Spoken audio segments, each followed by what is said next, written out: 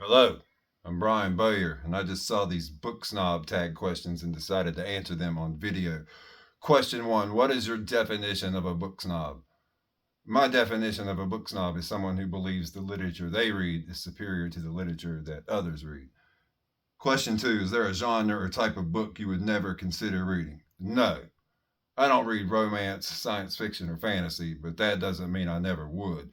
I'm just always too busy reading either horror fiction or crime fiction to read much of anything else. Three, does erotica count as literature? Yes, in my opinion, erotica counts as literature. Four, is it better to read classic books than popular bestsellers? No, nor is it better to read popular bestsellers than classic books. In my opinion, it's best to read whatever you want to read. Five, have you ever bragged about reading a classic in order to sound smart? No, I have never done that. Six, do audiobooks count as reading? Yes, in my opinion, audiobooks count as reading. Seven, do comic books and graphic novels count as reading? Yes, in my opinion, comic books and graphic novels count as reading.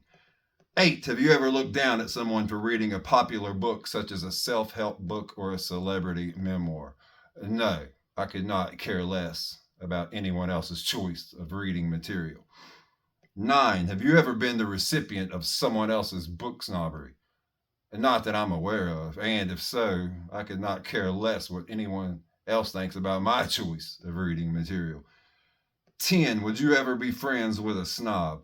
Probably not, but it has nothing to do with snobbery. I just have no desire to be friends with the vast majority of people on planet Earth. So if you want to be a snob, or rock on with your snobby self. I don't care if you're a snob or not. 11, are people who don't read less sophisticated than people who do? No, I would say that for the most part, people who can't read are less sophisticated than people who can.